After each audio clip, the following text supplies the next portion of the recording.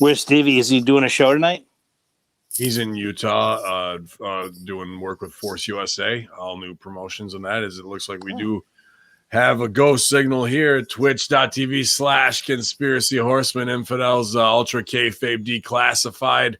Friday locker room recording late afternoon Thursday as I was looking for a veteran going through, the blacklist, seeing who I know would shoot from the hip. Crossed him off. No, crossed him. Oh, there he is. Yes, it's 1, 2, 3 into the 4.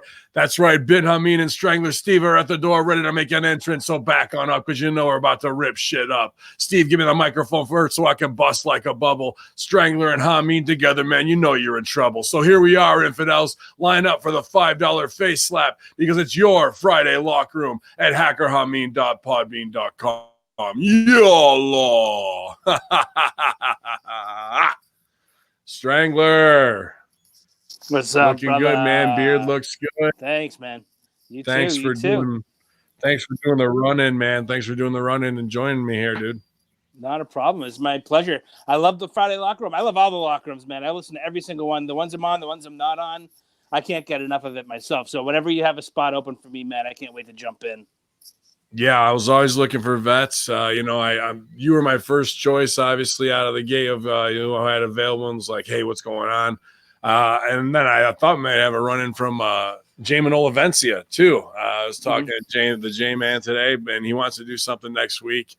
I sent him that match, and I appreciate I sent you the match, too, and, get feedback. And I want Jamin to do a watch along live because Jamin does hilarious commentary. Like I heard you mentioning this last week. It might just pop me, but I've seen it in the locker room and fucking guys die laughing. Like in OVW in the back, you might not have the sound of what's going on there, and Jamin will just sit down and do these hilarious things, man. Like I think if AEW's a rib, not that Jamin couldn't go in there and outwork everybody in the ring because he absolutely could.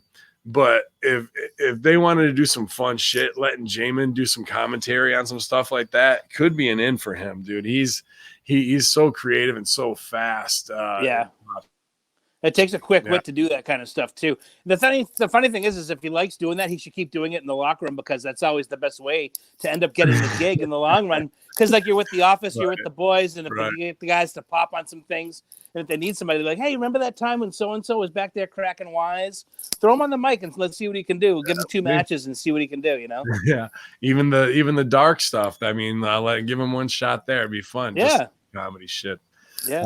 But yeah, man, I couldn't agree with you more. Locker rooms been going crazy. I was so, I don't need to explain to you. You and I talk every day. That whole month of October was just a whirlwind for me. Yeah. And I didn't get to listen to much, but I did in the last 2 weeks get to clock in on all the locker rooms and other shows, get to be a part of the horror junkyard. So it was nice to make the rounds and bring Joe Jan back on for Impact Attack and, showing up where I can. My voice started to go out last night for the first time in 2 years. So I kind of feel like, okay, blessed enough that I haven't had anything where I've overextended myself. Some people are like, oh, you sound raspy. I'm like, well, yeah, right.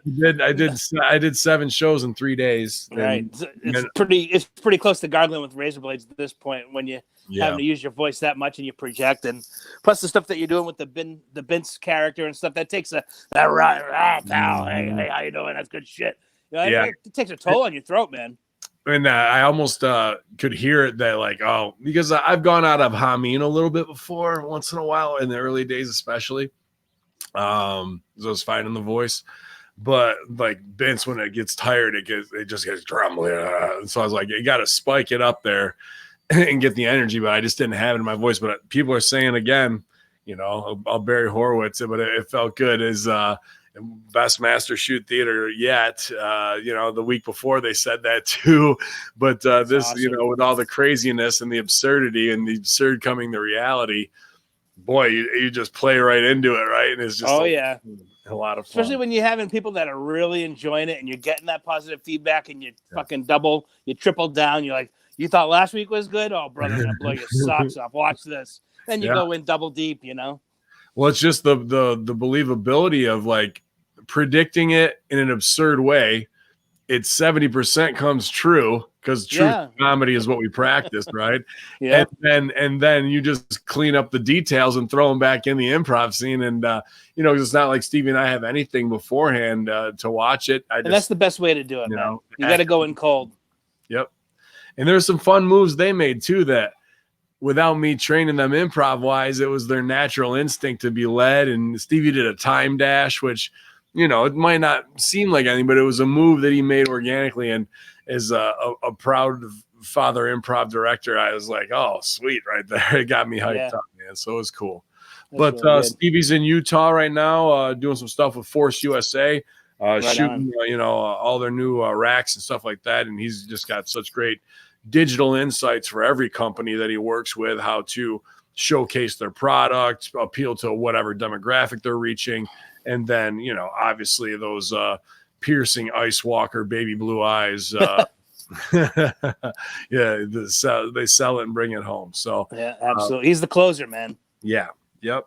Great stuff. And he'll be hopefully back this weekend off the road, be able to get some rest and do what's what, man. That's good. It's nice for him to make a payday without having to take any bumps too. Absolutely, dude. Put somebody's kid over. Just seeing if we have anybody in the chat. It looks like we have about 13 people watching. Right on. I don't see anybody in the chat participating yet, but we are here at twitch.tv/Conspiracy Horseman. Big week, Strangler. I don't know if you got to see the video live or I sent you the replay link. I know you're a busy guy too. Managing kitchens and people who need to be managed. The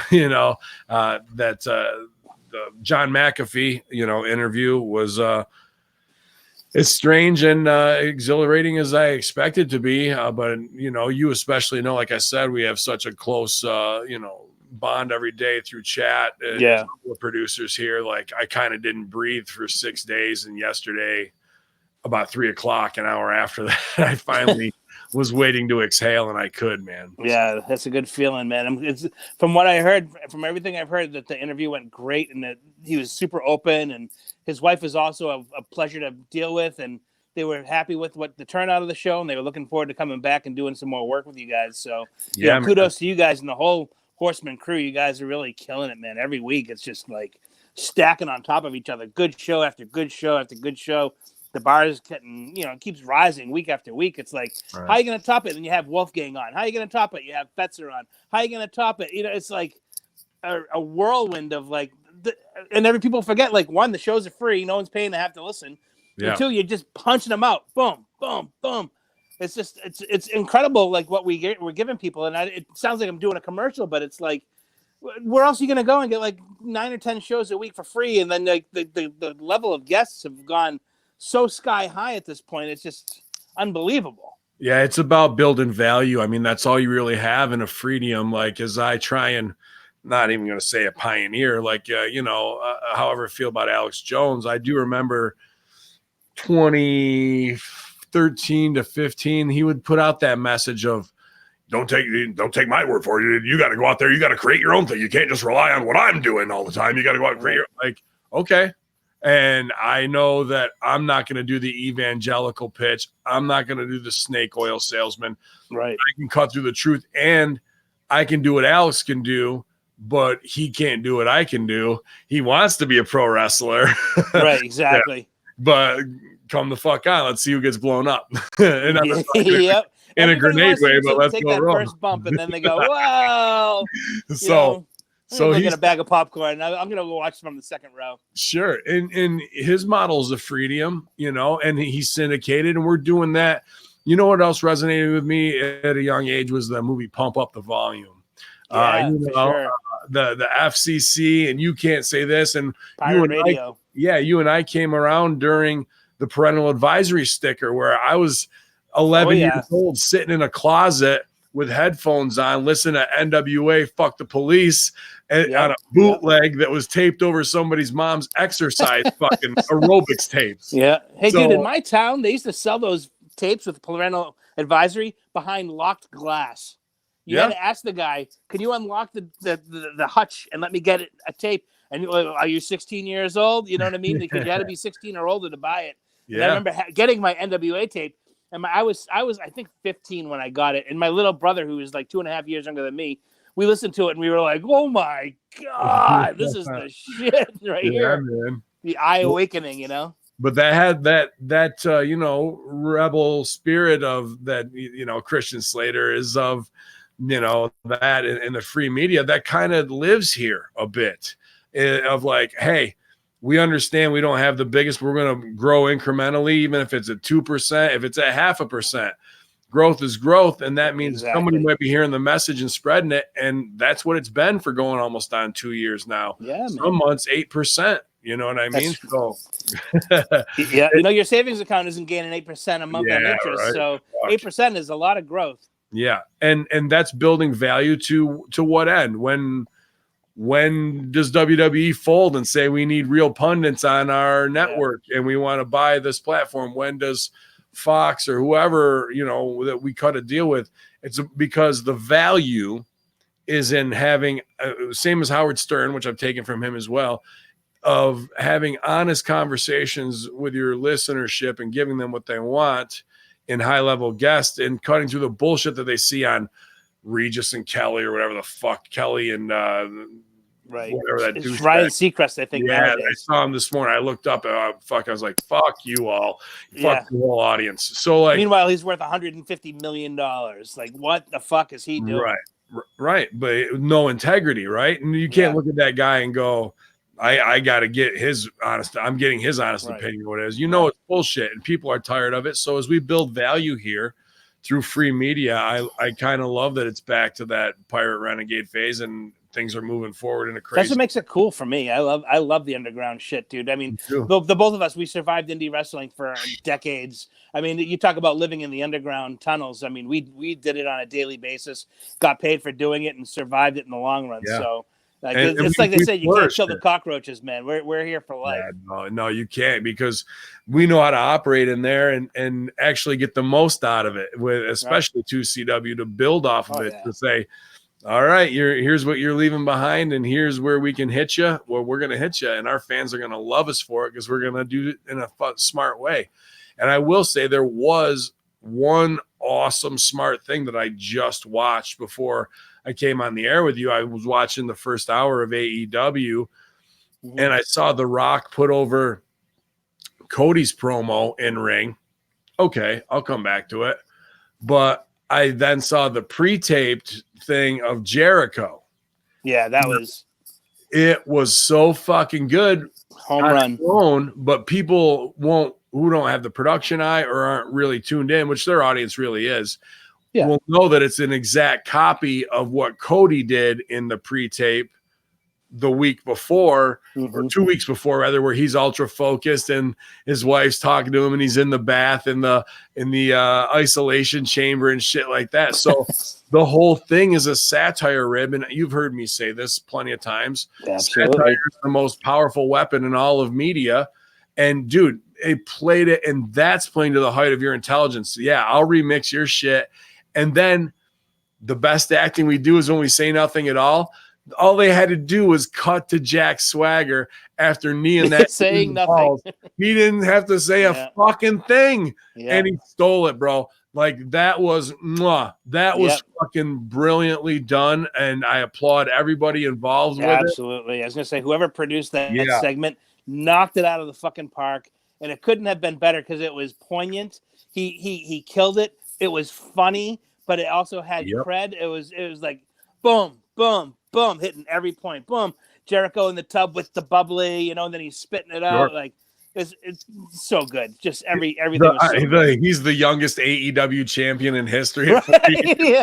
And you can hear the crowd popping for that shit too while they're playing it. That's wonderfully done. That's exact.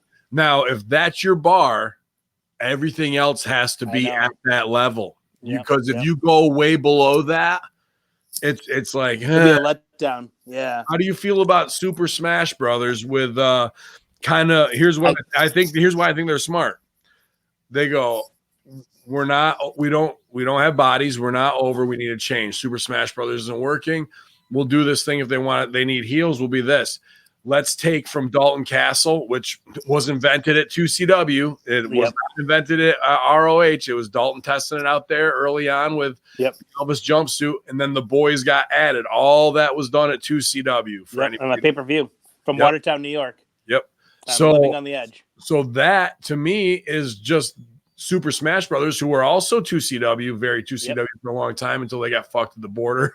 But they just took the boys, put them in gimp clothes, and made them dark. Good artists create, great artists steal and make it their own.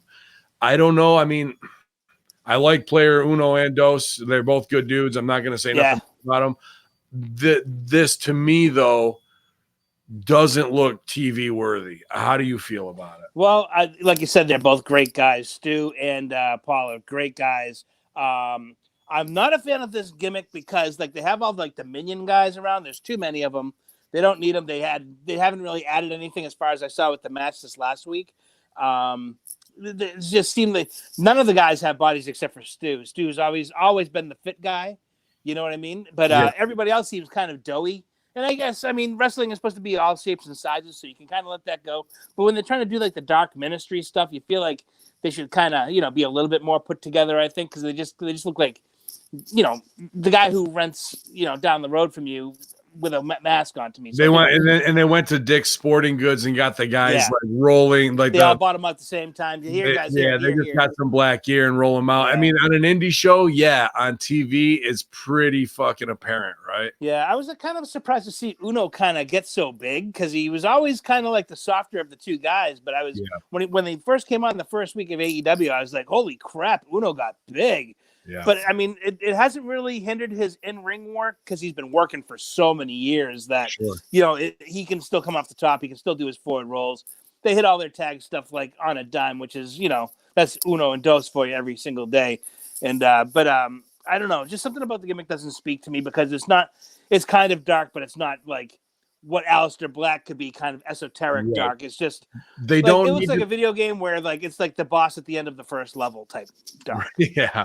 They don't need to be in matches that are competitive. They need to use those dudes like Stranger Things. Like after they beat somebody clean, those dudes come in and put fingers on them and they carry them out and shit. Yeah. And like then that dude becomes possessed and you see what's what, and then somebody has to go get them. You can even do an Orange Cassidy spot in there where it's like, remember the game Kung Fu, hacha, hacha, where the dude does the kick down. Like they come at Orange Cassidy, he does that, and the fucking dudes go flying. Like that's where you can mix in the funny shit to have them as a legit, incredible thing. I don't know if I'm feeling it, man. Yeah, I'm not sure either. Yeah, I don't know. But I know those are guys we worked with. I don't want to down their shit because they're getting an opportunity, and I know they're going to try and make the most of it. I hope. Dude does, hit that cardio hard, tighten up. He's got to just get his diet on check, and he doesn't have to get shredded. He just has to lose like 25 pounds. It's just a matter of just kind of tightening up a little bit and taking better care of yourself. Because if they're going to be on the road, they gotta. How it is, dude, those 8-hour car rides and they're getting over the border and all that crap that they have to deal with. You just got to, be as comfortable as possible. I think he needs to take $1,000 and invest in like 8 awesome masks because that's going to get him over. They need to do something in there. The finger thing is for me, but like it is possible because I would actually steal it. Remember the Cosby Show, the fucking but like if they did that with all the dude's fingers and like a close up when he comes out, and that's how they reveal the mask every week. I was like, how are you gonna get these guys over? How are you gonna get these guys over? You got to get them over in their entrance, right? And the creepy shit, like that's something that's the reveal. Oh, what's he gonna be? And what sells merch? Masks. So fucking. Like, but I knew you'd pop for the Cosby thing. You're like, where can I steal something from it? I've seen that before, but boom. Too good. And Cosby's a monster heel right now. So right. Oh God. Oh shit, man. It's too good. Too good. What was the deal with and I just worked with him, I worked a show with him again at UPW last 2 months ago. He worked Colin Delaney in an awesome match. Trent Beretta, Trenty Locks, there from the Best Friends, versus Pac. The finish, something real fucky happened there, but the match was really good. You know, even there wasn't a lot of no selling, even there was a lot of fighting on the outside, which I don't like to see in the first match, but I understand it, like what they were trying to do there, and it's AEW, so fuck the rules. But dude, I think Trent outshined Pac in this and got himself over, but then he hits him with the fucking big Snabitz, you know, super spin off the top. 1, 2, 3. Oh boy. I think Bryce Remberg fucked up the finish. I think it was supposed to be a flat pin right there, and then you know, you're not talking about when Pac hit the black arrow. You're talking about I'm talking the actual finish. He fucking flips off the top. And then 1, 2, and he doesn't go down for 3. He counts 3. And he fucking pops up did he hit 3? Because it looked like he just like went and stopped and like was confused and shit, you know. Trent didn't kick. It looked like it was supposed to be a clean finish. Yeah. And then Pac kind of looks at him and he just rolls him over and throws him in the submission. In the fucking submission. Yeah. And Trent's kind of like he's not out, but not selling it. But it's not like he was really knocked out because they were on the outside. He threw him in. Trent gets into position to take the shit. So it's not like he was something impactful for where Trent's loopy. So like, and it wasn't a check count either because he drops right down. 1, 2, 3, stands up. No, he kicked out on 2. The crowd's like, weird. And they started chanting like you fucked up. Yeah, dude. Some sort of weird thing. And you know how forgiving that AEW crowd has been. Yeah. Now you're starting to see, you know, oh wait, the snarkiness is starting to crawl back in a little bit here. Now we got to ask the question. The honeymoon's over. This is the Friday locker room. We got to ask the questions for the vets here. Yeah. Car ride home. Oh yeah. Is there heat? I talked to Trent for a while, and he was very cool, and I kind of became a mark for him. We had talked before. Plus, when I was in OVW, his partner, it's going to drive me nuts. Kalen? Christian Cage, whatever, Kalen Croft, whatever it is, right? Yeah, Croft, yeah. You know, awesome dude. Worked a lot with him too, so we kind of had that bond, a lot of mutual respect. Now with his tag partner, I don't know that dude. I've seen him a couple times, and I'll reserve judgment for later. But you know, here was his time to shine, and here he is with the guy who made it farther, who's supposed to be the badass, standing toe to toe. He looks like more of the star. Now, did he fuck that finish on purpose? Possibly. I'm just hypothetically. Yeah. Is there something going on? We're like, oh, we're over, but you think you're going to be up. And like, you know, some argument happened backstage where he's like, I got to get that shit in and beat you with it. And he's like they didn't want to. And then he reluctant. He's like, okay. And then they fuck it up. And then he rolls them over to do it. Yeah. I don't know, dude. I don't know, man. Like, you know, I think any wrestler would much rather be pinned than submitted any day. So, you know what I mean? You don't want to tap. That's like a last resort. He didn't tap. Right. The referee just calls it after he's in the submission, right? He passed out, supposedly. That's weird. I don't know what to make of it. But I definitely think somebody's walking with heat in that situation. Not exactly sure who, whether it be Trent. Because from my vantage point, when I was watching that match, I just thought the referee botched the finish. Mm-hmm. That's what I thought. I didn't think it was Trent not, you know, wanting to kick out or whatever it was. To me, because I rewound it and watched it again. I'm like, I was saying to Teresa when she was watching with me, I'm like, did Bryce just fuck that fucking finish? Because that's just what it seemed like to me from my vantage point. But I mean, I could be wrong. But if it was, then I would have definitely heated on him if I was in the opposite. Like, brother, come here. Yeah. You know, what's the finish? Like, you just like went like, what the fuck? You know? See, I thought he hit. But what was weird, I watched it back a couple times and I wanted to see the setup. I was like, did I miss some impact? Because it looked like Trent was knocked out. Like the way it wasn't like legitimately knocked out. Kind of, but I don't know if it was a dead sell to get that 2 3/4. Oh, I'm alive after that. So he was really selling the knockout or whatever. But yeah, after the fuck up, nobody really looked at the ref to be like, what the fuck, dude? To like go into that. Like he just rolled him over. And then there was no struggle in the submission. Like his eyes open, he looked, started to sell, and then just went out. But it wasn't anything like, fuck, he's got me. Oh, no, I'm not giving up. Oh, I'm out. So I don't know. Maybe he was dazed and confused, and that happens. Now, you and I both know this, and this is kind of a wrestler's one of the scariest things, and I don't do a lot of them because I don't do a lot of fall season my matches, Right. but a lot of guys do that 2 3/4. Yeah. Got up. That's your time where your timing has to be right. And did he have that moment where you're comfortable, blown up, laying on the mat? 1, 2, and have you felt this on a pin before? Like, fuck, I gotta kick out, and like, right? Like, sure. you're like, shit, that could have been 3, and I could have fucked the match up right there. Did he have one of those moments? And it was that, and it just was a possibly. 3. Maybe he got the wind knocked out of him when Pac came down with the black arrow. That very, very possible. That could he be could have cracked a rib. He could have bruised a rib. You know, come down and it's like, oh, then you don't even hear that first count because you're just like pushing that air out of your body. You know, because Pac comes down. I mean, he hits it on a dime, but I mean, he's coming down. He's a 210-pound kid. You know, doing the flip and coming down like that. You're gonna feel some of it. You know what I mean? Yeah. And there's like Trent's a pretty lean kid, real trim kid, so his ribs are right at the surface. He doesn't have a lot of like padding there, you know what I mean? So I can imagine getting the wind knocked out of him and just not even realizing that the ref even went down for the count, you know what I mean? So there's a possibility right there. If that's the case, then what are you going to do? You're just lucky the guy didn't get hurt. But if he was really knocked out, the referee should have grabbed his wrist or like 1 or 2 of the wrists and like, hey, you know, squeeze back, you know, like give me something. Are you all right? Are you with me on this? And then he can either, you know, throw up the X and let the office know, hey, this guy's hurt, or, you know, call the match off, or just get him out of there. You know what I mean? I know a couple of top refs right there who are looking at that spot going, woo. Thank God that wasn't me, brother. I wouldn't have made that mistake.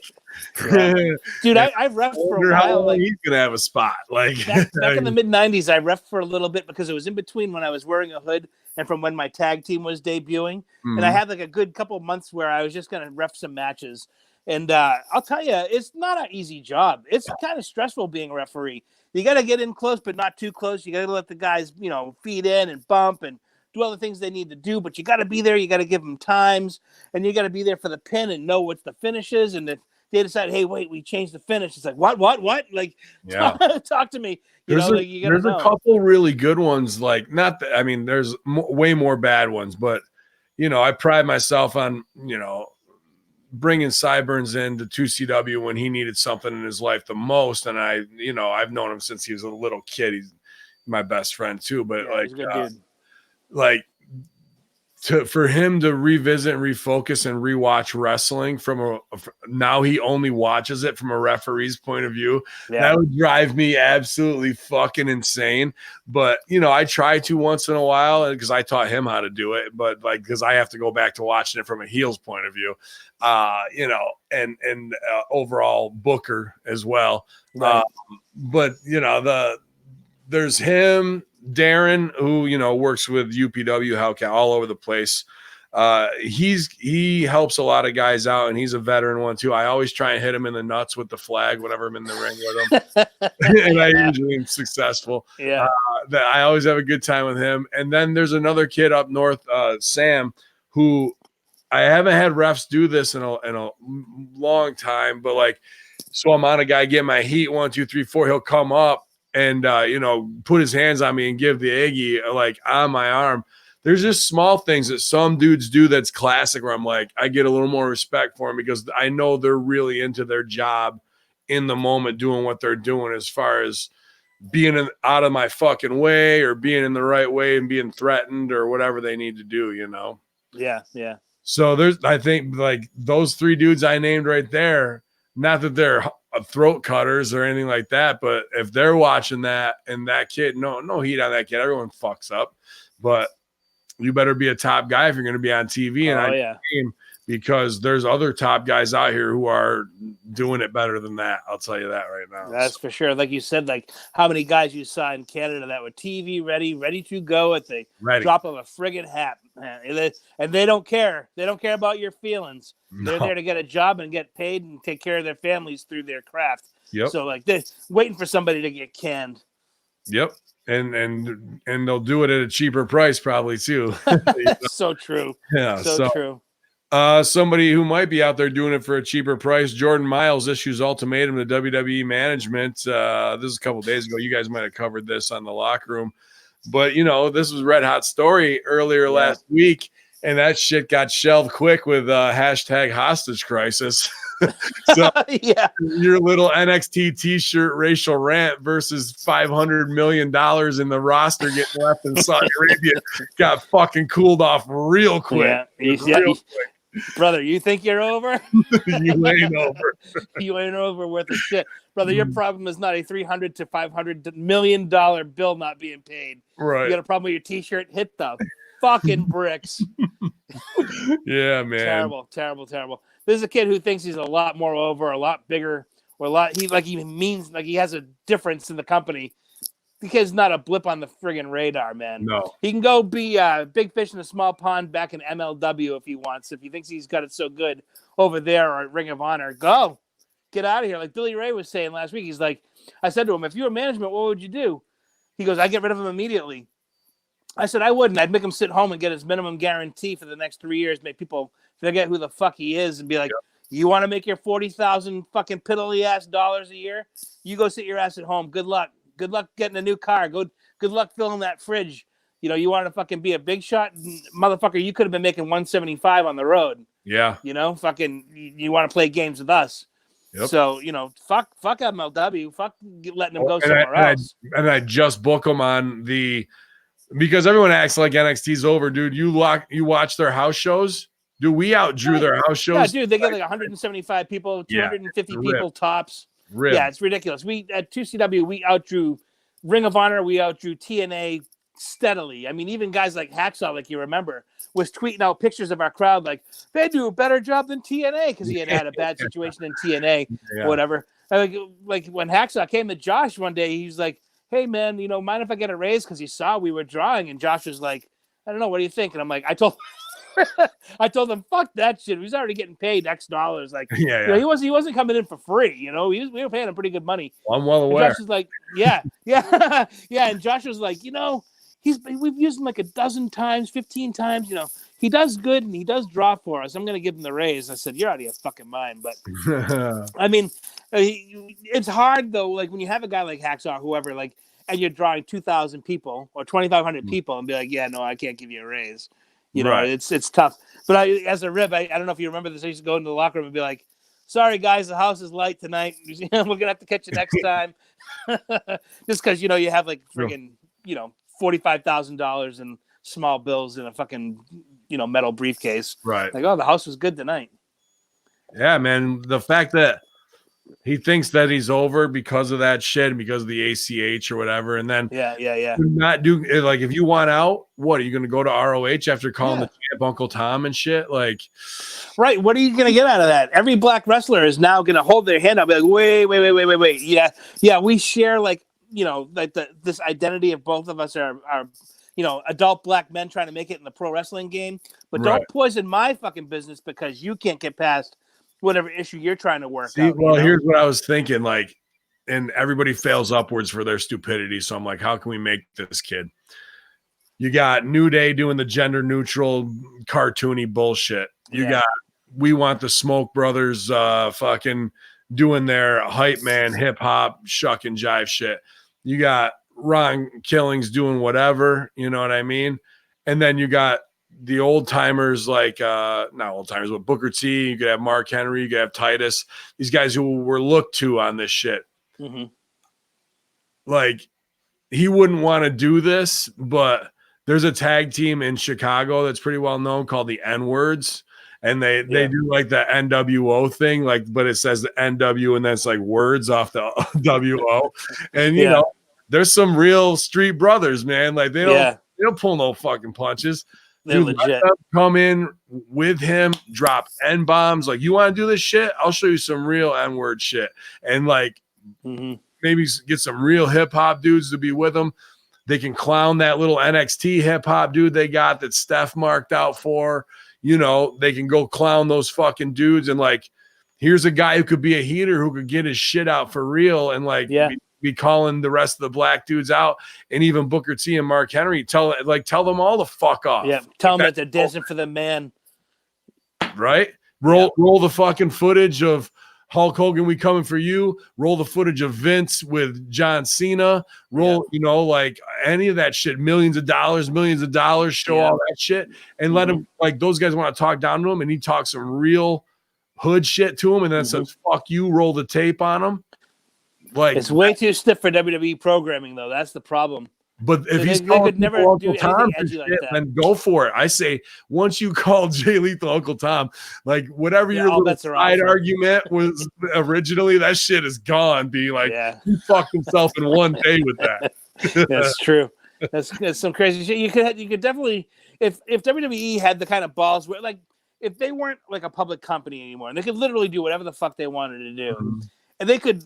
Like, look at Bad News Brown. Bad News Brown was probably the kind of guy, like, who was the most street kind of guy. He had real cred because he was in the Pancrase Games. He was a silver medalist in jiu-jitsu. I mean, the guy was legitimate. And guys were legit afraid to work with Bad News Brown. So, like, he could come out there and, like, call you, like, a ghetto rat or something like that. But, like, that's, like, the furthest they've ever gotten to having a black guy be able to do stuff like that. It seems like today, like, everything is on eggshells. You know, everybody's afraid to say boo. But they could never, I can't imagine in today's day and age that they'd let an ACH do that kind of stuff. I don't know. Dolomite is fucking red hot right now. Yeah. And like, this is me. I'd be pitching this in a meeting. I would say, go get the N-words. Let's do this shit. And if this kid wants to keep his job and get over, he's going to, like, we'll get the dance shit in there. But like, if he's a heater and that's what we're going with, then let's fucking really do it. So what do you have him do? You have him roll over on New Day? You have him roll over on the Street Profits? Or they smart him up and then all of a sudden have it put a promo on him backstage to like test him. Like any dude's like, what hood you from, homie? Like, where you from? Englewood? Where you from? Right. And if you don't say it again, you just got tested and you don't represent, right? So they fucking test him a little bit and eyeball him up and down, whatever. Babyface goes to have his match. They do the run in, fuck him over, cut the promo on him, you know, get heat on him. And then they could do that with other guys before they have to actually have a match who are more legendary until somebody steps up. But what he's saying would be an honest thing as a heel. Sure, he would have, you know, N-word stuff behind him, but at the same time, if you're going to call me that and treat me like that, let me show you what a real one's all about. Instead of and Enzo Amore and some shit. Like, they should have him watching it and laughing and just fucking throw somebody's phone. You know, it's not even their phone or whatever. These guys on me shit, throw it. Yeah. So, like, that's about the only saving grace I could see for this kid, because what are they going to put him on the Black Pride NAACP February Martin Luther King Spectacular with Seth Rollins? He only wrestles in February. Yeah, only wrestles in February. He's the champ. So he issued an ultimatum on Sunday for Monday. He said, if WWE doesn't reach out to me tomorrow, I'll make sure my voice is heard and my movement will be heard. And then he promptly shut the fuck up. Yeah, he should like just delete his fucking Twitter account and forget. Like, just stop making waves. Be a good soldier, and you know, go out there and work hard. That's what the bottom line is going to be with the WWE guys. I know just about every trainer. I and I'm not saying this to blow smoke up my own ass. I helped train Matt Bloom. Okay, I helped. You know, I worked with Scotty 2 Hotty 1,000 times on the Indies before he ever got signed. We used to drive together doing jobs for WWF in the mid '90s. Like, I know what they're looking for. They're looking for guys that are going to shut the fuck up, stay small, and bust their fucking asses. That's all they want you to do, is just bust your ass. Show them that you want to be there, because as you know, there's a million guys behind them just knocking at the door. Like, let me in. I'll do it. Like you said, I'll do it cheaper. I'll stay quieter. I'll stay smaller, and I will leave it all in the fucking ring every day. And if you're one of the guys that, like, you're being a loudmouth, you're upsetting the apple cart, you're rocking the boat, out. I got 9 more waiting to come in right now. I don't need you. I don't need your attitude.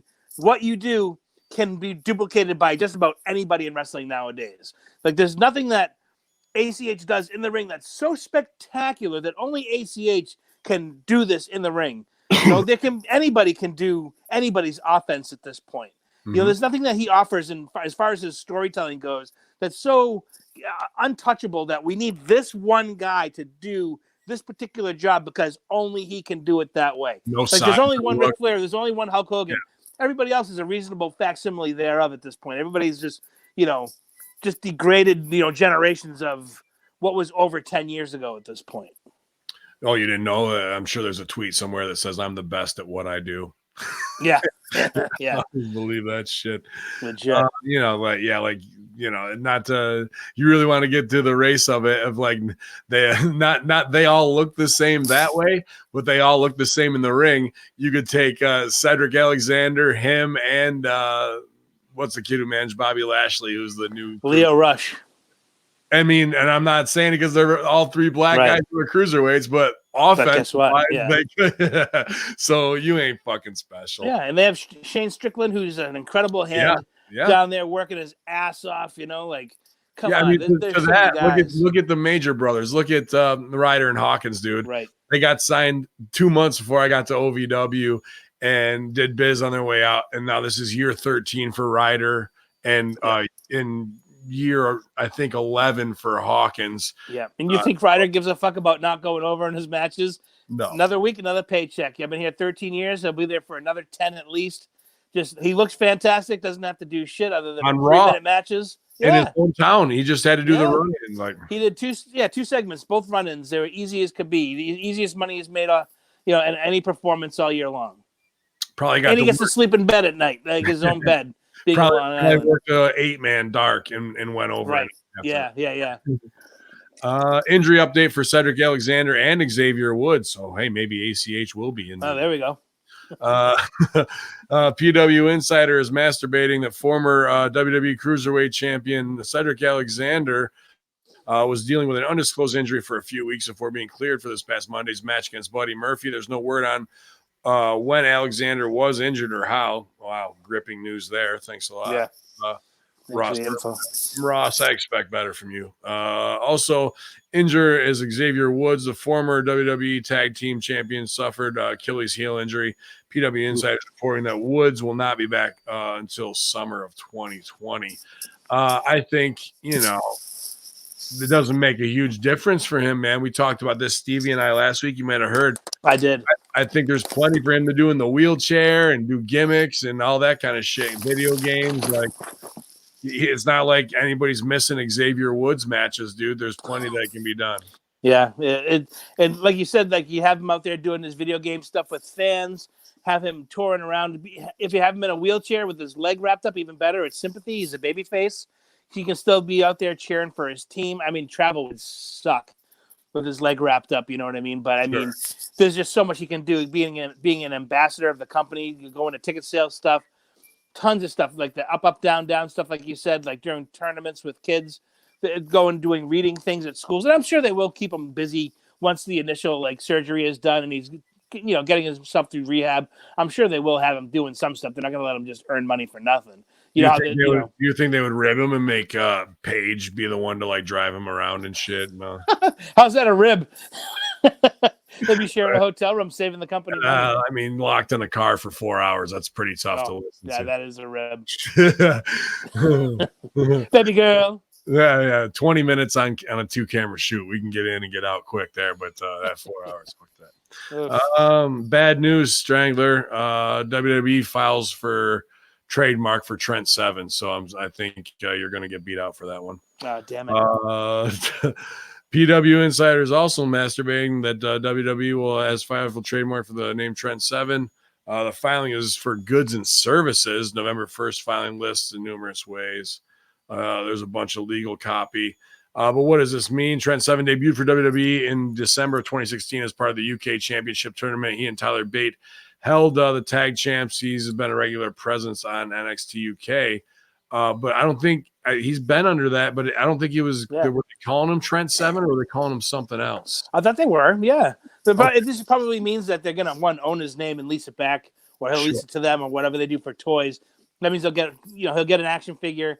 They're probably looking to re-sign him for probably another 3 to 5 year gig, which I think is a good sign that they wanted to, own the name, because that means they have ideas for him and stuff.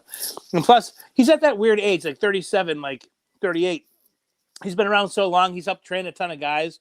They're going to need a good trainer. Because Robbie Brookside, let's face it, a hell of a trainer, but he's got to be approaching 60.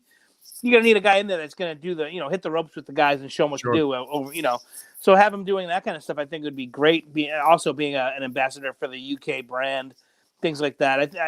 He seems like a pretty smart guy. When you see him work, you can tell the kid, this guy is a well thought out dude. You know, Yeah, you can see the work he's done with Pete Dunne and with Tyler Bate. I mean, they've done well under Trent Seven. I think Trent was like their original trainer. Mm-hmm. So yeah, he's like the Ace Steel of those guys, kind of. Right. Yeah, he's like a manager player type deal. So good for him, man. I do think it is leading towards him getting probably an extended contract, which is great. I think a guy like that who was in the Indies in Europe, toiling for 15 years, 18 years, it's good to see him getting a solid payoff. I agree with that fully, man. I think it's smart too. I always thought this was smart for dudes to name themselves something in the alphabet or a number like that. Because if you get fired and they own your name, you can just become Trent 8 and nobody works with you. Like they or can't just be called 7. They can't. Yeah. Or you can just be the number 7. Don't spell it out. Just be like they can't. New Roman numeral 7. Yeah. Yeah. Why not? So there you go, indie workers. Name yourself whatever after a number. I would be 13. Nice. I'd be 33 and a third. There you go. Marshall Von Erich set for singles action Saturday versus Akira Kwan of Contra Unit, signed for MLW's Orlando. I just wanted to, I don't really give too much of a shit because I haven't worked with these guys, but I did see the Vice stuff on those boys, and holy shit, I hope they escape whatever Von Erich their legacy he is, but they are some blue chip guys. I can't believe they're not more featured, signed, or already on somebody's TV in a bigger way. That's what makes me think that there is some sort of a backstory that we don't know about, that somebody put some poison in somebody's ear about him and said, you don't want to be worried about these kids. It's money written all over them, dude. Like, I know, they're two big hosses, man. They look great. No offense to player Uno and Dos and that evil shit, but it's the exact opposite of what I'm talking about. Like, you want to make an impression, you want stars to walk out.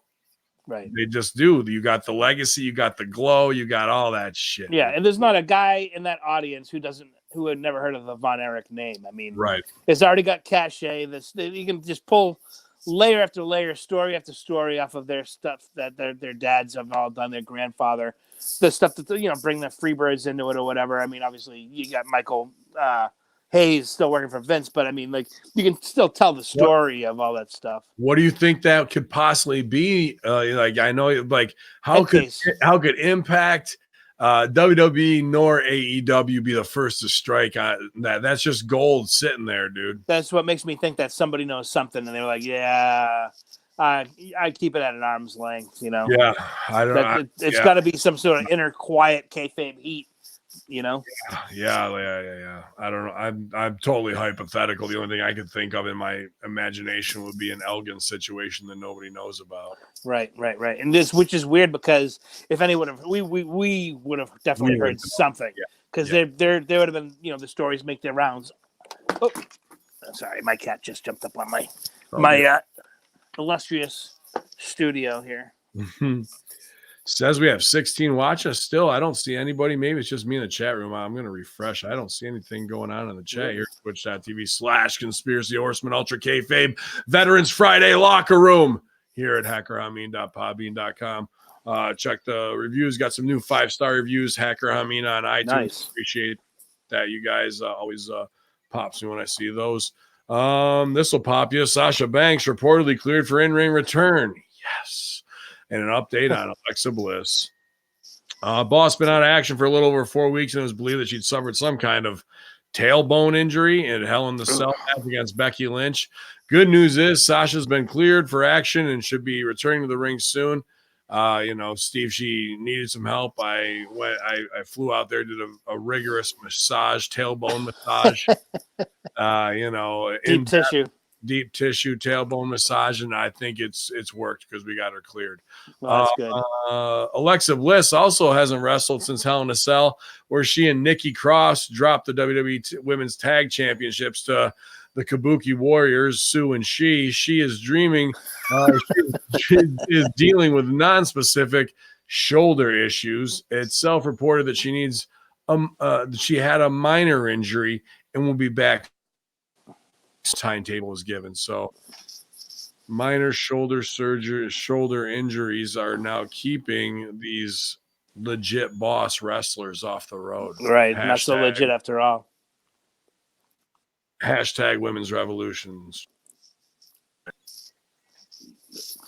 You know, it's weird that we had been seeing like Alexa Bliss being used less and less. One of the last matches I saw her in, she actually was wrestling Sasha Banks and had Sasha took like literally 80% of the match and went over. It was ridiculous. It was almost like Alexa Bliss was being tested or had heat or something like that because there was no, pre-show promo.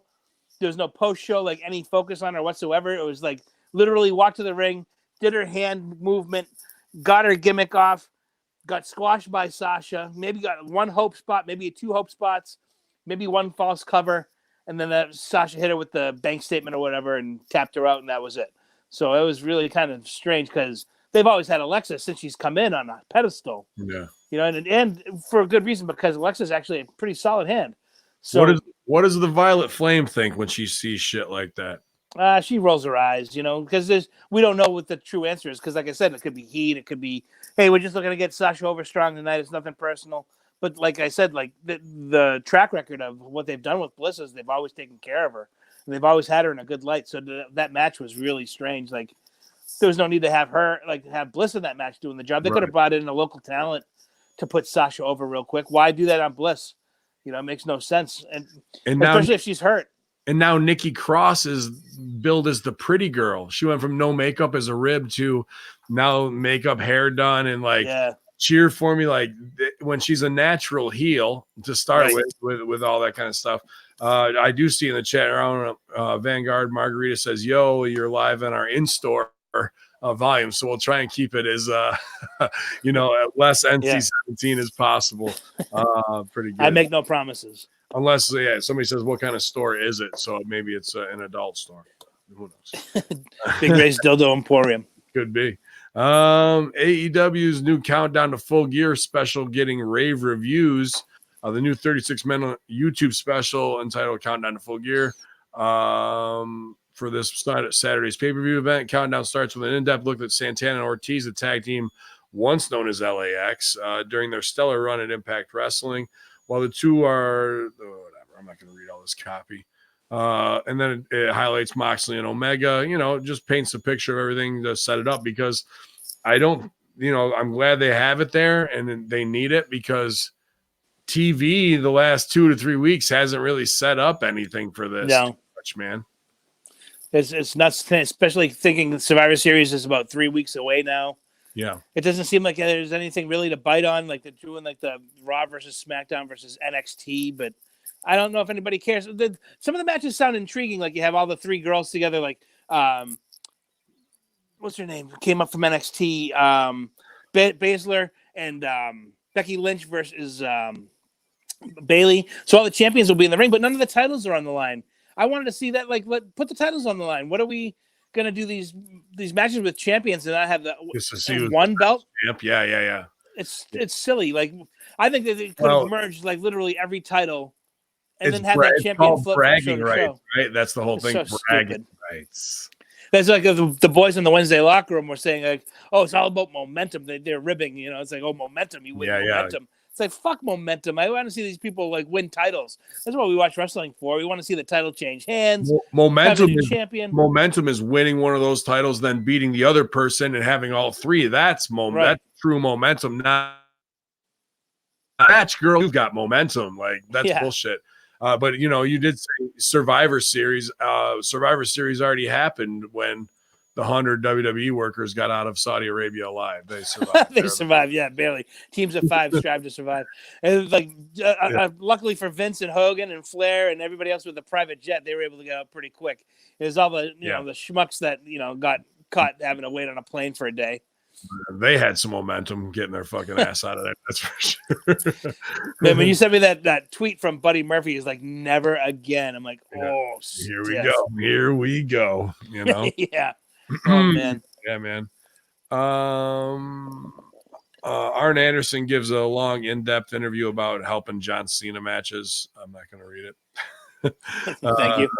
at prowrestling.com.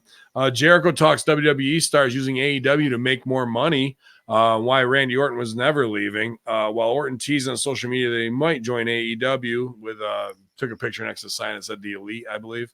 The Viper re-signed with WWE this week for 5 years, and Jericho wasn't shocked at the decision. Because I can't say anything about it because I don't know anything about it. No one's calling to tell me about these things. But I know this, nobody's getting out of WWE, especially Randy Orton, because unless he's very, very, very committed to saying, I don't care if you pay me $20 gazillion, I'm leaving. That's not what he's doing. I mean, obviously Vince is going to pay millions and millions and millions of dollars, to not have Randy go. If you're using AEW to make more money off of Vince, go for it. That's great too, but it's not like we're taking everybody that's going to leave WWE to come to AEW. Yeah, bullshit. You would fucking do it in a minute.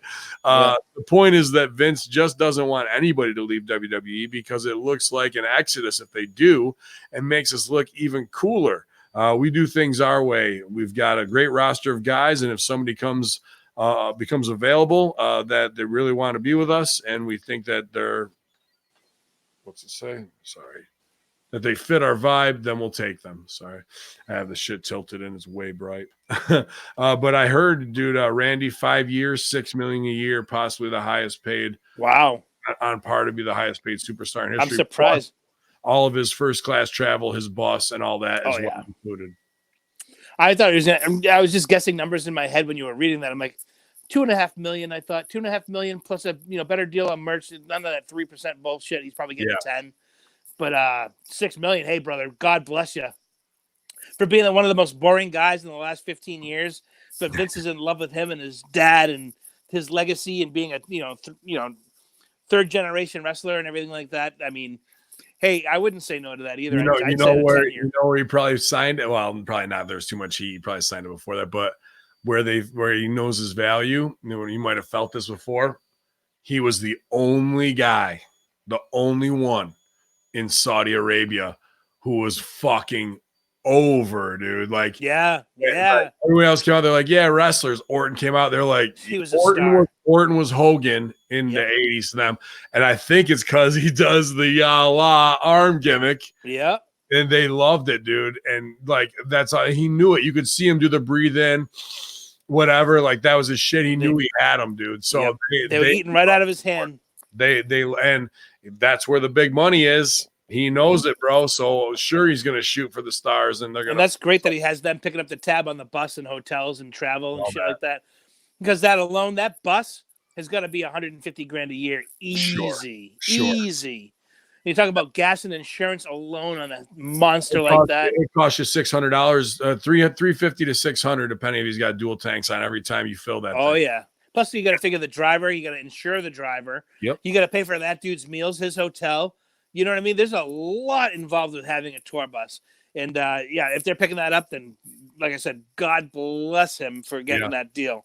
Yeah, that's probably a $2,500 a week fucking on top. At least. Yep. Then you got to figure the miles on the bus, the wear and tear, all the bullshit. All that shit. Good times. For out of nowhere RKO. Go back to the fucking bus. Yep. Hey, it gets the pop, and that's all he needs, Right, dude. Corey Graves on recent Saudi Arabia travel issues. Rumors that Vince abandoned talent. Graves gave an interview to WrestleStink.com for the transcriptions. He says, if talent were upset that Vince McMahon left Saudi Arabia, he says, quote, what really got to me was when the rumors started coming out. The first one being that Vince left everybody in Saudi Arabia. That's not true, and I'm going to tell you why. If you work here, you know that every week, no matter where on the planet Earth we are, as soon as the final bell rings, as soon as it's made sure that all the talents are okay or whoever was in the last match, Vince gets on the jet and goes home or to the next city because he's busy running WWE, Graves explains. So it might be the sexy headline going, let's see here, sorry, going in on Vince, left before everybody. Everybody was stuck except for Vince and Brock and whoever the private jet chartered flights were for. But when you're Brock Lesnar, you get certain perks. When you're Tyson Fury or one of the biggest names in the sports, you get to fly on your own jet. when you're Hulk Hogan and Ric Flair, yeah, you've earned it. You've earned that. So it wasn't like he said, to hell with the talent, to hell with the crew. Vince did exactly what he has done every week without fail. He goes on to talk about, them being on there. But, dude, this is a pretty canned response, in my opinion. Yeah. Imagine it now, imagine the locker rooms we've been in with 70% of these guys. If you're sitting on a tarmac in 120-degree heat for 4 to 5 hours and you're being worked and the boss just left, you think everybody was like, nah, business as usual. Shit. Business. Yeah, dude, right? There wasn't a good word said about that, MF. You can guarantee it. Because like you said, they're sitting in those tiny-ass seats and they're like 6'4", big dudes, these are heavyweight wrestlers and stuff. Well, not all of them, but there's a lot of them that are, you know what I mean? And right, dude, imagine being Drew McIntyre sitting in a plane seat for hours on a tarmac, like you said. Yeah, you can't use the bathroom. You can't get a heavy drink. Machinery, or you're like, what the fuck? Oh God, yeah. No, everybody was.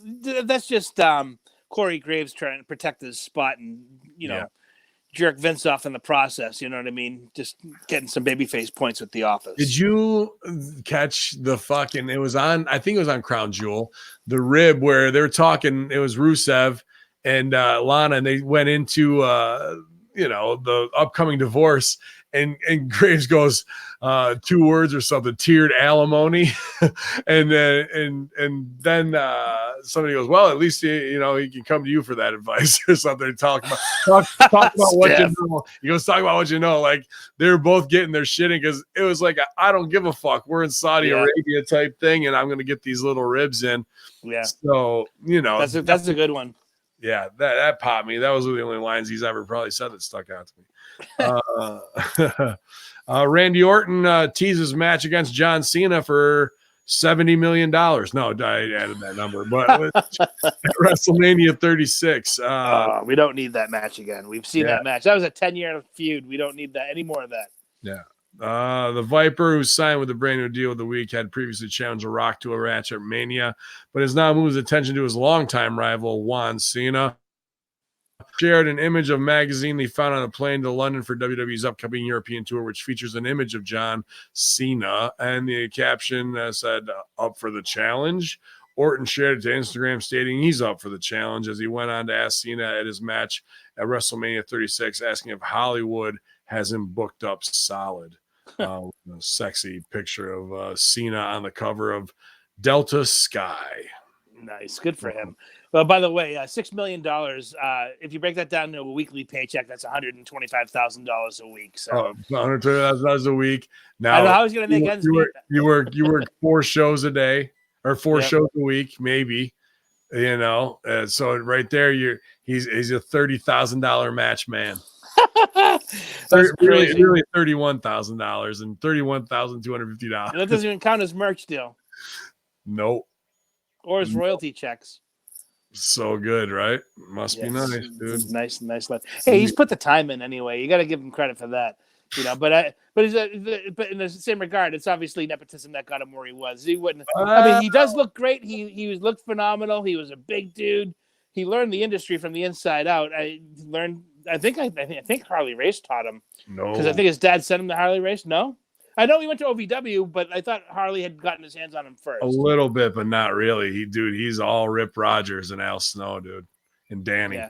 And he should give them a bonus. Yeah, well, he puts over Rip. I mean, he'll hustle for his book, the ... dive thing. He was there for him on that. Yeah, so that's true. That's why that's good. They didn't forget where he came from. Yeah, he wanted me to get him a half ounce of weed. I know he's not big. I know he didn't want to hang out with Kenny Bolin very much.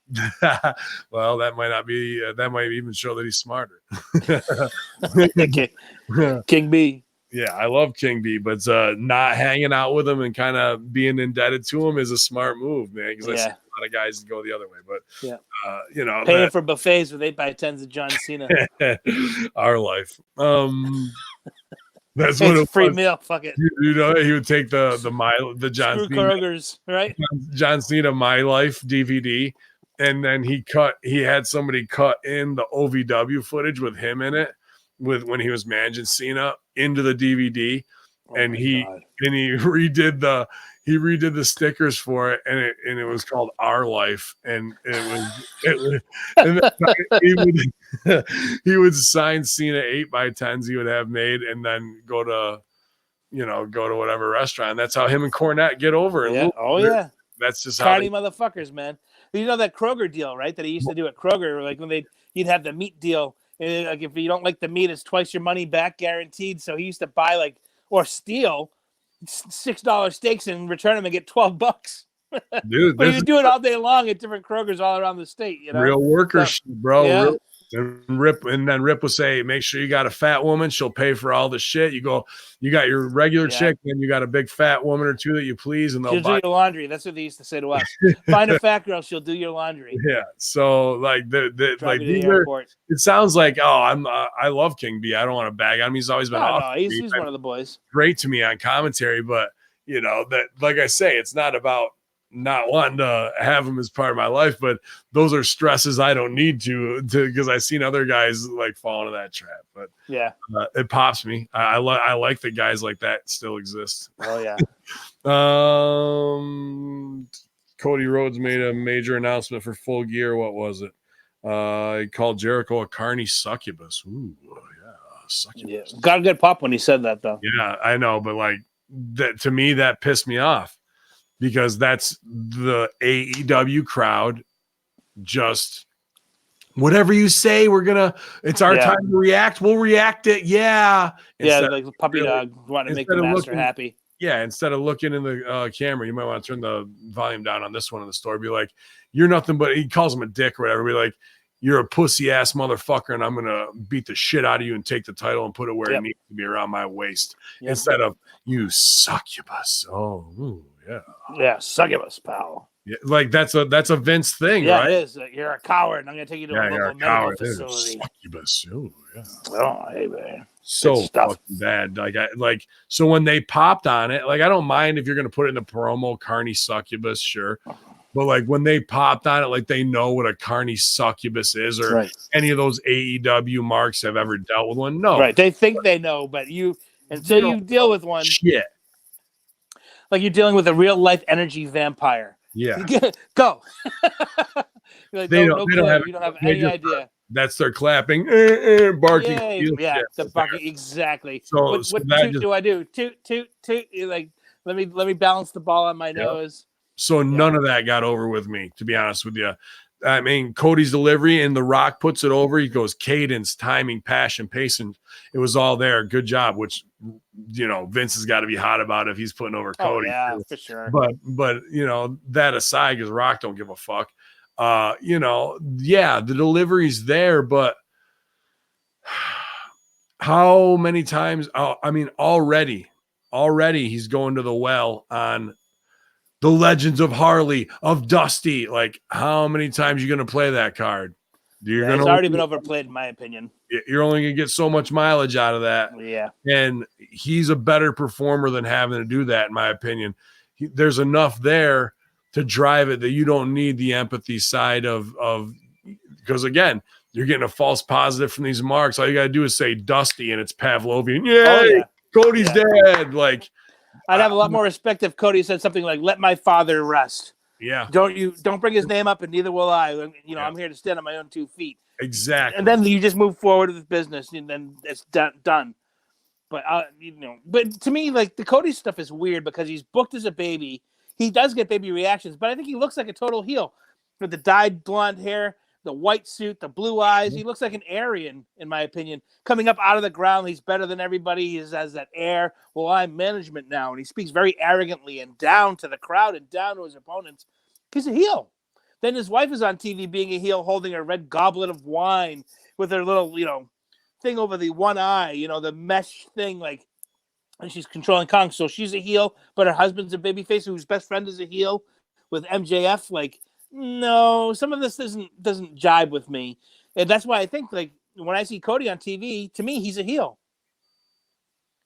And she's the brand manager of AEW, but now she's a mythic. She shouldn't be on TV. I can't stand when, my rule. If you're going to be the booker or you're going to manage or you're going to have something to do in the office, you can't work anymore because everything becomes I think you could clouded show waters. her. There's an opportunity to show. Now they've blown it, but now there was an opportunity to show her being what Steph should be, of like, girls, let's make sure everything's good wardrobe wise here. All right, is the street team good? Everything's good for dark. I'm checking, doing the checklist. Like, she's a stage manager, just running checklist stuff. That's what a brand manager really does. Make sure everybody's on brand, on point, representing how they need to be. Right. And show her with Khan, they're working together. Like, make her look like a professional woman, not some, we need a manager and the mythic. You've never done shit and your business bad exposing in the ring, so you'll manage because you're still eye candy. No, pull it, dude. That's them being greedy too, wanting to get a double paycheck, management and performance paycheck. It's all literally all it is. Because then they'll make an action figure of her, and then she'll get her royalty check. It's all trying to get those octopus tentacles on as many different things as they can to get the money while it's there. Because you sent me that picture of the hard cam side of that show, and they're already thin, like WWE Monday Night Raw is, or like SmackDown is. Their numbers are already thinner than they were just a month ago when they were a brand new product, and they still should be considered brand spanking new. But we're already seeing that pull out, like these wrestling companies are pulling from the same 300,000 fans that are really left in the country. You can't fly every week to the North Carolina, to Boston, to West Virginia, and be all these, like Josh, for our great friend from 2CW, his buddy Justin goes to as many shows as he can, but the kid makes $16 an hour flipping pizzas. Like, he doesn't have this money to like pull from, but he's still trying to. If they do 8 shows, he'll go to 6 of them. But like, you can't. There's fatigue after a while, and then like you just can't make those shows, and like there's only so many wrestling fans left, and like they get that burnout of I just can't keep up anymore. Especially if you're one of those fans who wants to be dedicated, but it's all a false positive seal bar. Right. Like, there's sometimes the organic will be there. A fan like that dude will get that 2CW feeling because we help make the Bucks and all those guys, and it was organic then. Now it's manufactured. Now you've gone from the anti-hero to the corporation. Yeah. And sure, you brought them along, but they're trying to still make it feel like the anti-hero underground. It's not that anymore, especially when you open the show with Nitro Pyro and got Shivani. Hello, fans. And dude, it was like 1995 all over again, dude. Yep, absolutely, man. So the fatigue in wrestling is absolutely real right now. And there's just like all these wrestling. It's like I said, like last week on the Wednesday Locker Room, like it's like this has been like a false renaissance in wrestling, where because this billionaire Mark decided he wanted to go and spend his dad's money, because obviously he didn't have the smarts to stay in football, because if the guy had any true sense, his dad would be like, you're not fucking with wrestling. We have a football team that's worth $7 billion that we're running right now. You can't go off play wrestling. But he said, here's $100 million.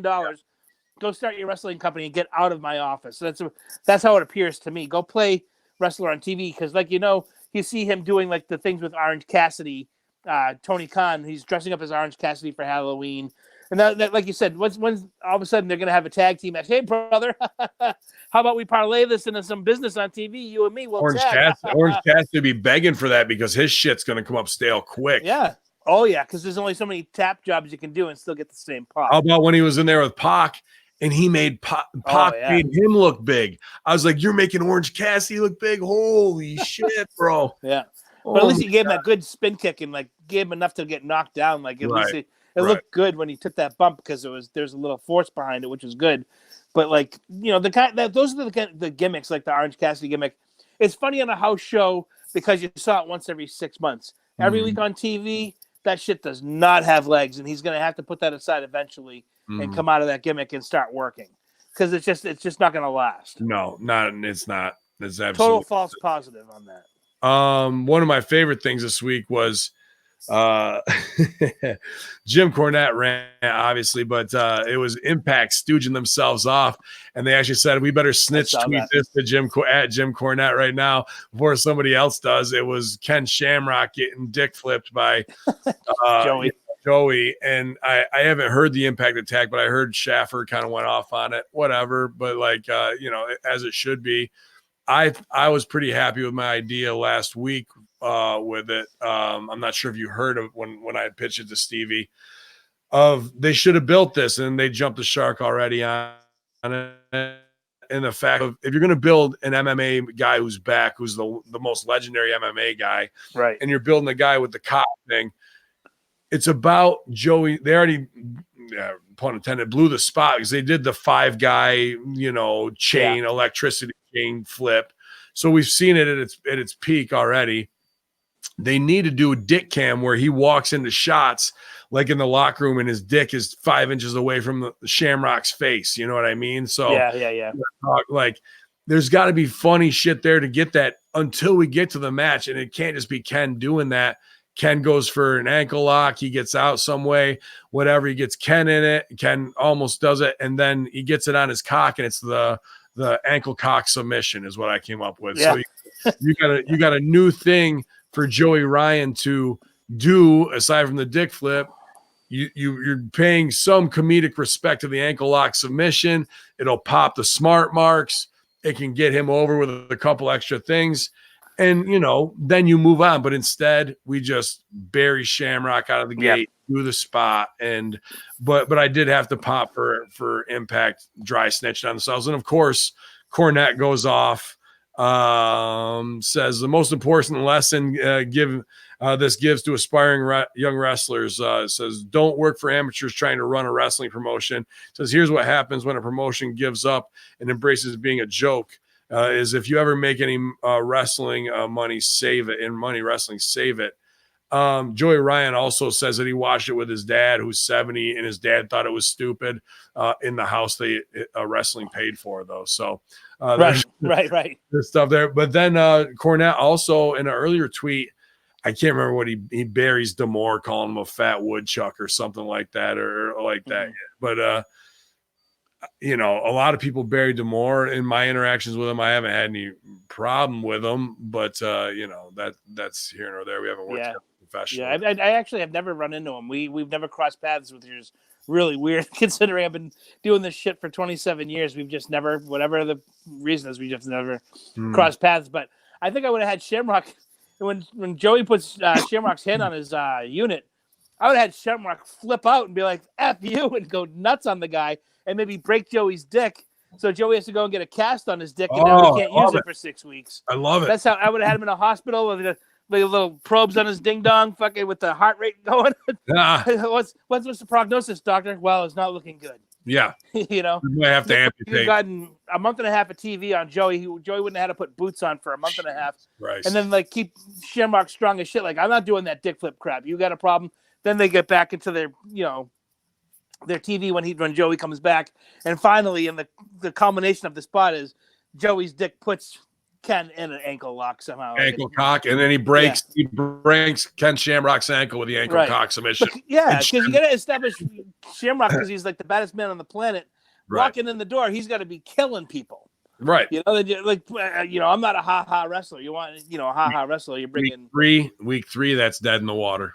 Yeah. So they missed a great opportunity to make good television week after week after week with a hot nurse coming in. Joey, it's time for your temperature. Instead of giving him the thermometer, they give it to his dick. You know what I mean? They have more opportunity to do walk the line, NC-17 stuff. The stuff they're doing with the Rascals and the weed shit and the shit they did with Follow with that is awesome. And like I said, just how AEW and Jericho did it, you set a bar. If you go below that, you fucking see it. It's blatantly, and it hurts worse because we know where we could be and should be if we had the team and the time and the effort to produce everything. But everybody knows where best time in wrestling, everybody. No, it's like most uninspired and mail it in time that there fucking is, held together with Band-Aids and bubble gum and dreams and promises built on so everything is built on a deck of the card houses, you know what I mean? Like houses of cards. Yeah. Because it's all gonna eventually implode because if AEW starts losing money out of the gate like this, I can't imagine the old man's gonna want to put in another $100 million to keep it afloat with all these J-Brones on contracts that are way bigger than they deserve to be. And especially if the show's not producing, we have to see the numbers. If they were only at 1 million people, how long is TNT going to keep that on the air? As far as TNT goes, it's actually probably pretty good ratings for what they're used to. How many bar rescue episodes can they keep re-airing that, from 2012? So it's going to at least kind of it'd be okay for the channel that it's on, but also it's kind of, you're not producing new eyes on the product. You're not, bringing in any new sponsorships with those kind of numbers. You need to get 3.5 million people. Like, obviously, if it was that easy, WWE would be doing it just because of their brand value. It but is even now, Steve, it's that easy. It is, but it's not, though, because wrestling has always been a tainted property. One of the hardest things to ever sell advertising for is pro wrestling. And I know this for a fact because when we had NWA New England, we were doing TV weekly. We luckily found a place that we used to run shows at that was also a huge arcade and a bar. They had TVs all over the place. They were more than just like a place where we ran shows. And luckily, like, they gave us whatever the money was to run TV every week. It was like a 30-minute spot, like $800 a week, and they were our main sponsor. We were lucky to have that. But like, you would go to places and they'd be like, I don't want wrestling, because at that time, the Attitude Era was also going on in its heyday. So they thought all wrestling is WWE. So they see Sable going out there with hands painted on her boobs. They think that everything is hands painted on boobs. So it was hard getting shows in armories. It was hard getting shows in high schools. You had to go to nightclubs. You had to go to arcades or whatever to get people to say okay to a show, because wrestling had that stigma to it. It still has the same stigma to this day, where some buildings won't even let you have wrestling shows in it because it's dirty pro wrestling. So you go to K Jewelers and try to sell them, 15, 30-second ads, and it's going to be a tough sell. Yeah. No, you got a point, man. Silence. Cats don't make noise. It works. Wife 121 coming back from the late shift of the diamond mines. They're going up. But let's see here. Colt Cabana won back his NWA title. I kind of like that in the fact that I have their main title, keep it on a guy, and I know you're the belt guy. Keep it on a guy, make your champion, make your belt, and then your undercard belt can be your hot potato. And that seems like what they're doing with James Storm to make competition and guys rise and that kind of shit. So I thought that was good business. Yeah, and Cabana's got history with NWA. At one point, when Dave Marquez was still the main promoter for NWA, he tried to make they were doing the seven levels of hate thing with Scrap Iron Adam Pearce, who's the 7-time or 8-time NWA champion. When he and Colt Cabana were doing their series all over the country, and they were going to have the culmination where Colt wins the NWA Heavyweight Championship. And then when that happened, like, whoever was like the actual owner of NWA, like, said, no, I didn't approve that, and stripped them of the title, like in real life. Yeah. Like, what the hell is your problem? Like, they just did all this work there, like making your product look, viable. And then they were good biz. So it's good to see them, like, obviously with Billy in charge, and it's his baby. He knows like how important these kinds of things are, and he's a huge mark for the old school. So when he's having guys win titles like Colt, it's because he knows Colt, one, can carry it and respectfully and make the title look good. Two, Colt's got enough years in where he can go out there. He's not going to embarrass himself. It's going to make the company look good. So, like, him and James Storm having that hot potato between the two of them, there's two guys that are definitely, they want their business to be as solid as possible. They're guys who have both been around for 20 years each, and they're going to do good business with the belt. I don't know how much longer Aldis can be the champ. I mean, he can definitely be a multi-time champ, but he needs to have, and that's one thing I've noticed is, like, as far as like the contenders for the heavyweight title, there's not enough. It's like they bring one guy in, they have a feud, he leaves. Aldis retains the belt. They bring one guy in. There's not like a series of guys going after the title right now. I know it's 4 or 5 guys that are in the hunt. It's still kind of a new entity, so I'm sure they're gonna heat things up and stuff. I know Aaron Stevens is there now. I haven't gotten to watch too much of it as much as I wanted to. I haven't seen Idol stuff except the promo. But if there's a guy to take it off Aldis and have a longer program, I think there's one guy that'd be in the mix. If you find one, maybe 2 more, you've got everything rounded out how you need it. Yeah. Let's see here. XFL 2020 commentary teams announced, including WWE analyst Steve Levy, Greg McElroy, and Tom Luganbill, the field analyst, as well as reporter Diana Rossini. Sunday games will be called by both Tom Hart and Joe Galloway, with WWE's own Pat McAfee, shocker there, serving as field analyst. McAfee generally appears on NXT takeovers and kickoff shows. Are you a Pat McAfee fan?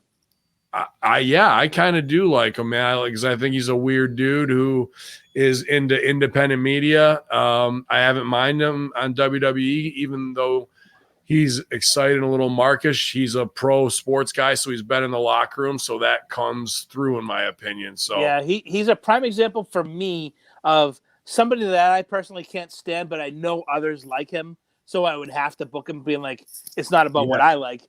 I know this guy kind of resonates with like the 18 to 34-year-olds, that collegey crowd. So like I would just go out there, let him do his thing, let him, it's like just I totally get it, because some people absolutely want Joe Buck to be killed, burned, and whatnot. Whenever I listen to him, I'm like, I don't get it, dude. I like Joe Buck. I'm not like, he's the best, but I'm like, I never have any ill will. Like, dude, this guy sucks.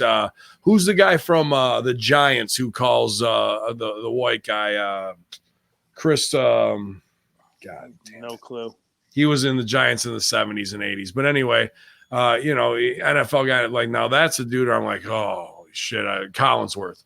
I don't want to hear him, and I really could never fucking stand what's his name, the video game NFL Matt, dude. He sounded like he was a slurring drunk halfway through the game. Yeah. 4th and 10 here in Philly. You get the best meatballs down there. I know. Like, shut the fuck up and call the game.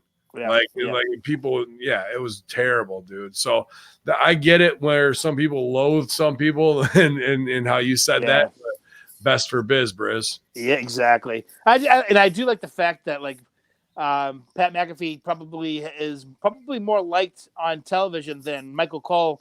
And after like that Michael Cole WrestleMania heat thing that he tried to put heat on Pat for having the shorts and everything. Sure, I love having to eat a fucking shit sandwich afterwards about, no, I know it's cool. It's supposed, I was just a rib or whatever. It's like, fuck you. You tried to play hardball with the guy. He's way more over than you outside this bubble. Doesn't need this shit. He's here for a payday. Fuck you. Because Michael Cole, what's he gonna do when he leaves WWE? Right, he was gonna kick his ass, dude. Like, yeah. So like that's what I love. It's real men in the locker room versus stooges. He's down. Plus, he's into doing weird things. And again, the third thing, same reason as I marked for Orton. When he wanted to get into wrestling, where did he go in Indiana? There's only one guy you look up, and that's the hustler Rip Rogers. So they set up a ring in a barn. Rip was training him privately. Wow. And then he even brought over Von Lilas, who is the hardest chopper in wrestling history, as far as I'm concerned. Harder than Big Show, harder than fucking anybody, dude. And I seen the trial by fire. I think you can look it up on YouTube, Pat McAfee getting chopped by Lilas, and dude, light your tits up. He's never rattle your teeth. Hard. Yeah, dude. It's the next day in the shower when your chest is green and purple. It's the worst. Yeah. Water just burns. Yeah, water's never felt worse, right? Yeah. Our final story today. Super excited for this one, Steve. The Strangler. It says WWE backstage premiere draws shockingly low viewership on Fox Sports 1. The official series of WWE Backstage on Fox Sports 1 drew a strikingly low number of viewers following two relatively strong preview shows last month. The show was watched by 49,000 people, according to a report from PW Insider. That's down 88.5%. God, yeah. From the test Josh showed me this. October 5th, watched by 426,000. Brand new panel plus new all-star co-host segment with Ryan Satin. Oh boy, yeah, that's good. That's doomed to fail.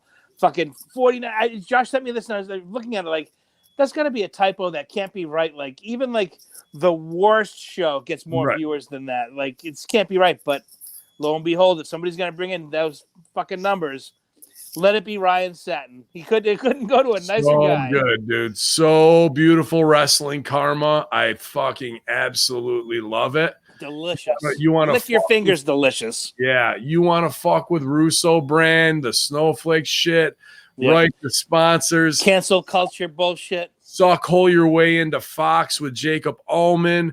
Have never paid a due in this business, only over because you got a shine from Harvey Levin and your parents bankrolled you. you're fucking worthless. You have no Zero real talent insight into what we do whatsoever. It could never do it. And for some reason they mark for you again. And now they've bought another big bag of shit that was labeled gold. And this isn't gold. What is this? It's a big bag of shit. Yeah. I think this is Dookie. This isn't gold. Fucking beautiful, dude. Couldn't happen to a nicer guy. I said, putting this guy in the show will do the exact opposite. It will make sure I never watch it as long as he's on there. And then you want to talk about a talent roster lineup of must-see people, Paige, Ryan Satin, and what's Moxley's wife? Renee. Rotten Renee, fucking, and then poor fucking Christian has to be there to earn a paycheck to like try and hold it all together. Like, dude, terrible. It's an abomination of casting, and I'm predicting this now. And I'll reach out to him again in a very brotherly and like, let me give you some free advice. And it's kind of going to be the final warning. I see Jacob Allman at Fox gone out the door. Oh yeah. And I'm telling bad deal after bad deal. Think this hawk isn't circling over that carcass with every dumbass move they make. You best believe it. Yeah, so the vultures are sharpening their fangs right from now. stooging off Bray Wyatt in the control room after the selfie you guys took to hiring Ryan Satin. These are just some to Bischoff and Pritchard.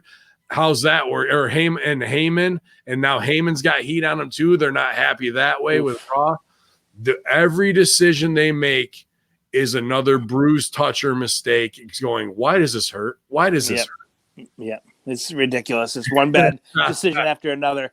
It's like they have money to just fucking burn because, like, you would almost think they're trying to be bad on purpose at this point. Because how can one company or two companies make so many bad decisions night after night, back to back to back to back? It's just, I am saying this. I don't know if it was to you. I was saying this too. I know I said it to the guys in the Wednesday locker room. I know I said it to Josh.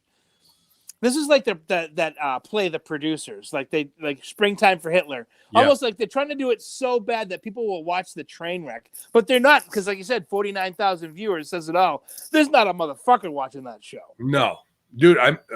HackerHamin Media does 60K a month download. Yeah. In some weeks we do 15 to 20K on a podcast. How is your TV show doing 49,000? Oh my God.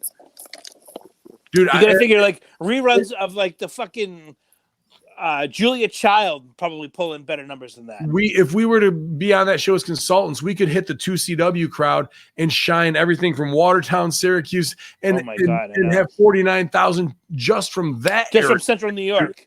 Like immediately overnight. It blows my mind.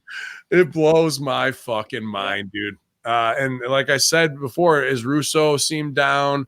And we're all here in this, afterglow and commentary on it. We're watching Rome burn right now. They've got the consultant contacts. We're reaching out to other people. We did our best to try and save it back in June, and you wanted to fucking put your fingers in your ears and think you were over. We knew it was coming. It's not like I had to go to the fucking Zoltar machine to see the future.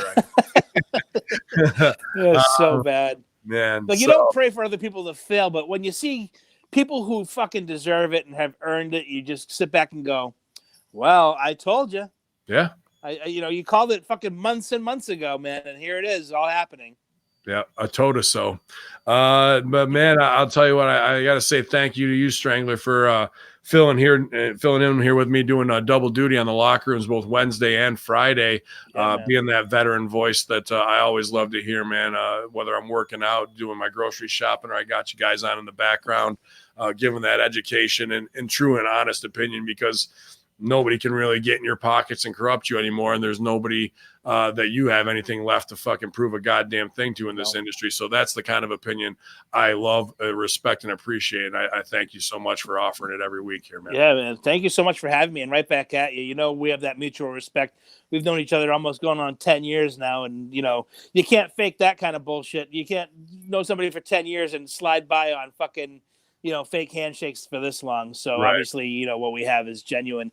And I don't think it does come across on these shows too. And it's just a pleasure to be a part of HackerHamin Media Group. I want to do a shout out because the boys in the Wednesday locker room they've become some of my closest friends. They went from being strangers that I've never known to some of my closest allies. Awesome. And Billy Ray Valentine is just one hell of a dude.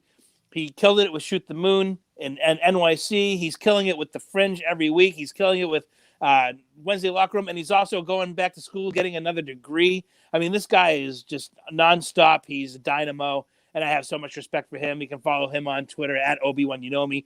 Andrew Bello, the man with the PhD in NXT. This guy has so much energy. He loves talking about wrestling. He's on the Wednesday locker room. He does the Next Level podcast. And even his friend Harrison Bergeron is going to be doing some right-wing political commentary that's now back on HackerHamin.podbean.com. You can catch that every week as well. You can find Bello on Twitter at Bello being Bello. And they're both guys that are just knocking it out of the park at every chance they get. And I literally can't say enough good stuff about them. They're just the salt of the earth guys who I just love talking to every week. We have a 24-hour chat going in our group text that we have, and I just couldn't meet nicer guys in the industry. And I was at an age where I'm like, I don't have any new friends. I don't need new friends, don't want new friends. But lo and behold, this like thing with the Wednesday locker room became a thing, and like the next thing we knew, we were all just like buddy, and it's just a wonderful experience, and we look forward to talking to each other every week. And I think it does come across when we do the Wednesday locker rooms. And 100%, dude. The best will always find each other, and that's a great example of it. And both of those guys, as you know, and as you've developed so much talent throughout the years and shown people the right way to do things, or promo the fuck out of them when you thought they did the wrong thing. Yeah. I've been on the short end of that one myself. But you know, the fact that both of those guys are making the most of the opportunity, that it was a small one, and saw that, hey, I'm going to be an inspiration and improve my life and be limitless in my boundary pushing, whether it's politics, whether it's conspiracy theory, and now to join us up with David Icke. This is why we drop pebbles in the pond. This is why we plant seeds, because you never know what's going to grow out of it. And both of these guys have, they're killing it on every level. Yes, absolutely. They are creatively.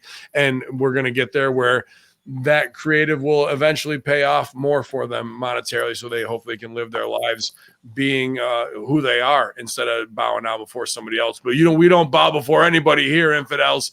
Not even you, Lethal Vendetta, because I have lethal revenge to get on Chris LaPlante, infidels, pushing me off in that ladder match at Crossfire Championship Wrestling. I'm defending my Middle Eastern Championship at Immortal on the 23rd in Schenectady, infidels. So bring $5. Get your face slapped from the veterans of the locker room here at HackerHamin.podbean.com. YOLO. I like big titties. Oh, yes. Ow.